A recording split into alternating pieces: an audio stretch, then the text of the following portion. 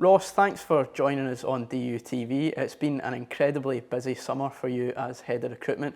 14 new players in the door. So first and foremost, just tell us how pleased you are with the business that we've managed to do. No, thanks for having us on, Yanis. It's been as you can imagine, it's been a very busy summer. Very large transition in the squad. Around 17 players that played minutes last season actually leaving the team. So I think you'll have seen it when we started pre-season. It was a very shallow squad at the time, with only 9 or 10 kind of previous first team players in, with a few of the kids coming in and doing well over pre-season. So it's been a big bit of work for myself, the gaffer, Luigi and Billy to take on. Overall, been very pleased with the business we've done. The club's taken this decision to overhaul the squad as we look to change how the team plays without changing the overall style that Jim likes to deploy. I think a lot of what we're doing is quite easy to see on the pitch. It's a much younger squad. The average age for most games is usually 2 to 3 years younger than what we had last season. We've tried to increase the asset base of the squad, more permanent players that are in younger age brackets that can be developed here at Dundee United and sold on for significant value. And that in turn will help us invest more in the infrastructure and more in the squad in the future. I think after talking with the gaffer about what we were looking to do in the summer, we really wanted to increase the athleticism, the physicality of the side. And I think you can see that across many positions on the pitch, with the additions of Max Waters and Zach Sapsford up front.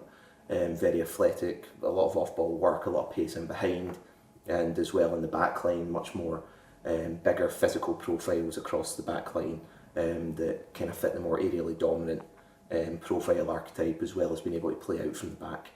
So yeah, very happy with the business, a lot of new players in.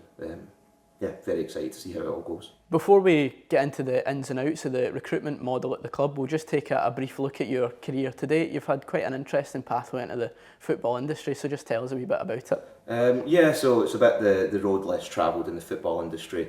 I did a Masters in Electronic and Electrical Engineering at Strathclyde University in Glasgow.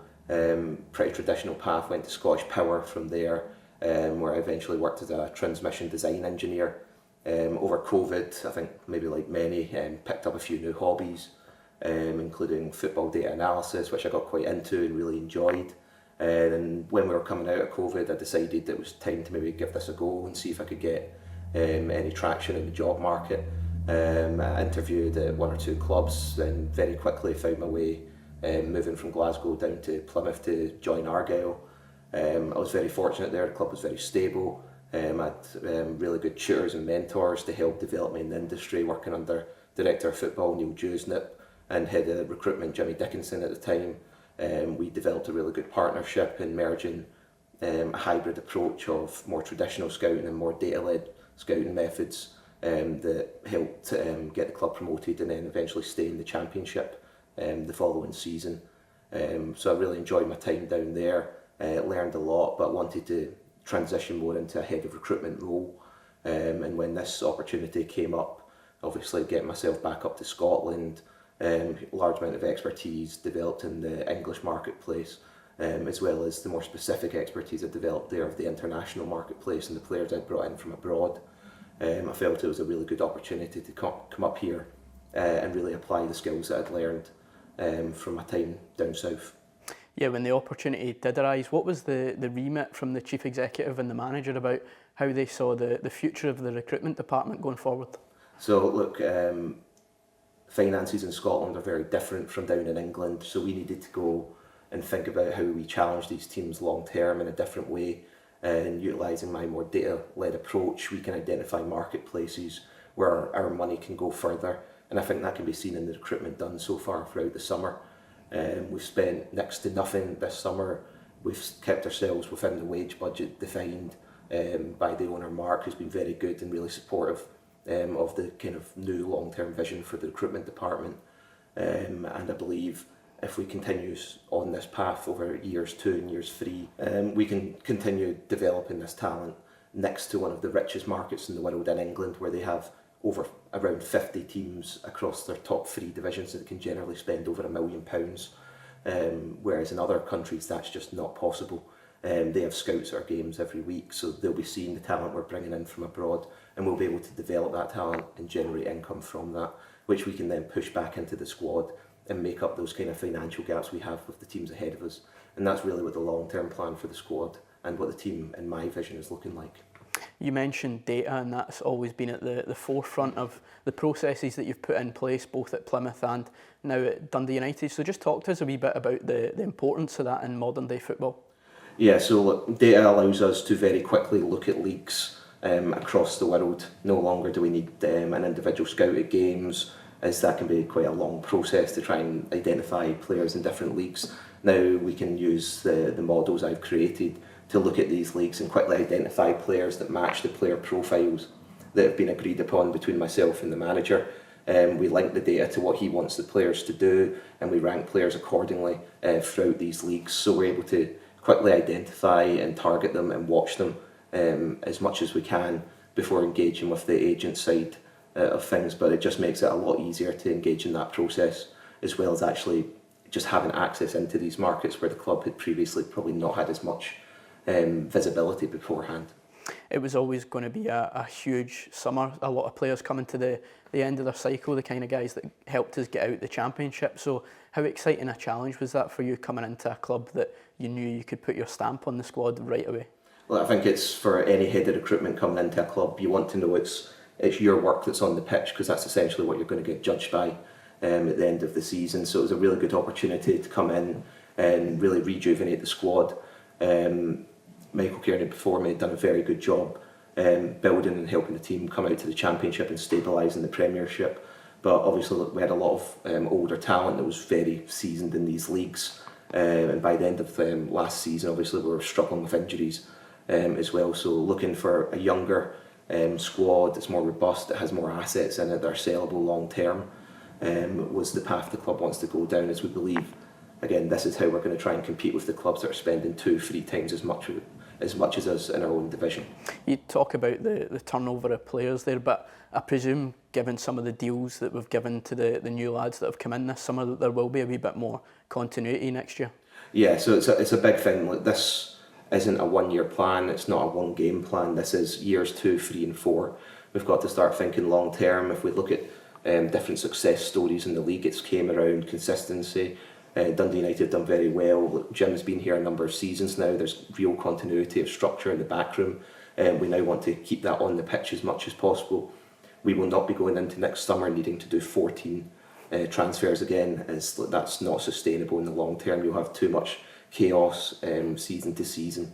What we want is to be doing a few transfers each season and maybe having some substantial player sales, so that we can really start incrementing and snowballing the team forward in terms of player quality, as well as increasing the overall asset base.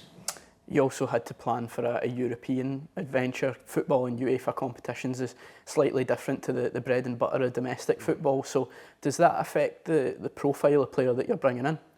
It doesn't overly affect the profile. What it does is really help the club sell itself to these players, because we're like, well, we're playing in Europe compared to a lot of the teams that might have normally been looking at them. But again, the player profiles are defined by the manager and lined up with the data. All Europe did was allow us to get better access to better players more quickly, and that's how we were able to get so many in fairly quickly. And I think we can see from the Rapid Vienna games that this data-led approach can be successful, and it can bring in players that can compete with these teams that are working at significantly higher revenue structures, wage structures, and compete effectively in those terms. When you see a side that you've had a massive hand in constructing, going toe-to-toe with a European giant like Rapid Vienna, do you take a sense of pride in that?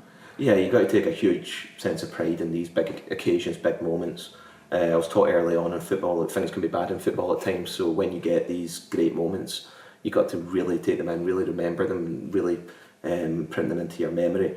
I think the team did exceptional, and Jim and the staff did really well prepping for the game. I think we were really just unfortunate not to go through, and that's knockout football against a really top level side. I think the main challenge has got to be continuously improving the side, so that when we come up against Rapid Vienna's next time, or big teams in Europe next time, that we're able to get through these rounds and go towards the playoffs and go towards the group stages. As when we make it to these rounds, that's really transformational for the club financially. It helps in the type of profile player you can get in, it raises the profile of the club.